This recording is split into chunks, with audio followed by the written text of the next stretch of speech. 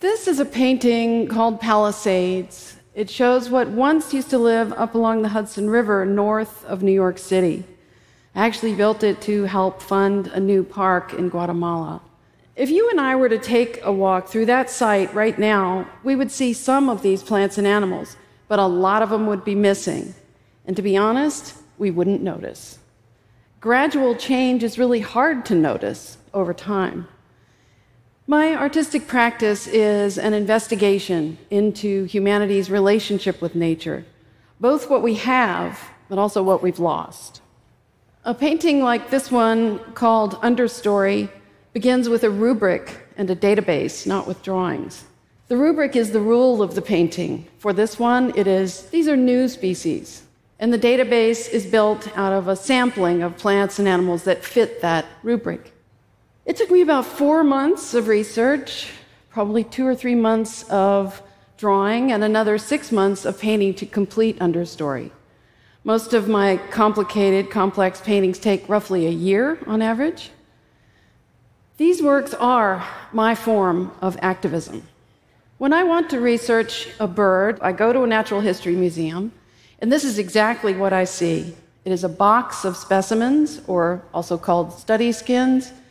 This happens to be a bird called paradise parrots. They used to live in Australia. They are now extinct.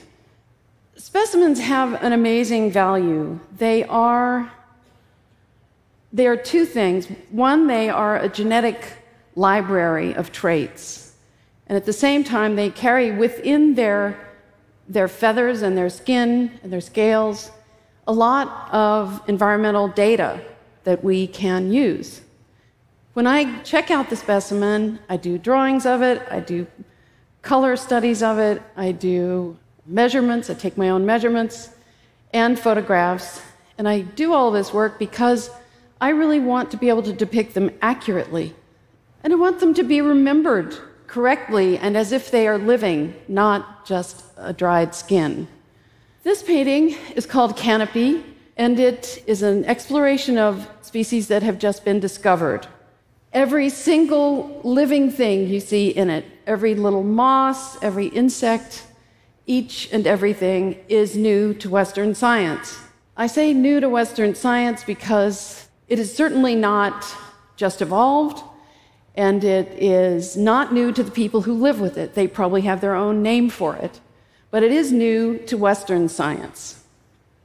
That newness can carry some risk. There are collectors who love to have a new species. I call this painting Trade because it is about black market trade in wildlife. Each of these things is taken out of nature and sold somewhere, either legally or not legally. Both novelty and rarity have this awful way of driving prices straight up. There are plenty of regulations about the sale of wildlife. There's lots of protections and legal protections in place, but they just are inefficient because there is such a drive for wildlife purchase. Imagine all of the wild places there are in the world, the 1 million acres, all of the markets in the world, all of the dark web. There are just never enough boots on the ground to save wildlife. It's a big drain on all of nature. Humanity has a way of taking what we want and what we need, but we have never really learned or gotten good at putting it back. We're like kids or toddlers, maybe. This painting, called Back, is about our hope that nature is resilient. Everything in this painting falls into one of two categories. It was either thought extinct and then refound by pure luck or very hard work, or it was on the very brink of extinction and was hauled back with sometimes pretty extensive interventions. So on the upper right, there's a Mauritius kestrel. It's a white bird. It went down to actually 4 individual birds. It took an amazing amount of effort on the part of a handful of people, really, to get it to breed again. These were not so lucky. Everything in this painting is extinct. Every grass, Every egg represents a bird that's extinct. I don't mean that they're extinct just here or there. They're really gone from the world. You may be able to tell that I studied the Dutch still life masters. That was very much on purpose. And I did it because some of their paintings are between 400 and 500 years old now. Why are they still here? They're really beautiful. That's a great kind of insurance. They also were made in very, very well. Just the materialism is really strong. So I've borrowed a bunch of their techniques, most of their materials, and I marry that with modern science so that I can share with future generations some of our understanding of what's happening to our biodiversity right now, like what's struggling, what's thriving, what's doomed. The paintings are kind of like an environmental snapshot, a picture in time, or maybe better, like a message in a bottle. With luck, these paintings can talk to the future. This is a detail from Gone. On your left, there's a bird that I showed you as a specimen, the paradise parrot from Australia, Gone. In the middle is a passenger pigeon, which is extinct despite the fact that there were millions upon millions of them. They used to darken the skies of this part of America, the Midwest. The yellow-headed bird on the right is a Carolina parakeet that used to raucously fill the skies of the southeast of the US. This was the first painting I did of extinct species, so it's kind of Gone 1. But I really, really don't want to have to paint Gone 2, 3, 4, or 5. When I started college, I thought we were in the middle of an environmental crisis, and we were. Audubon thought we were in the middle of an environmental crisis in the 1840s.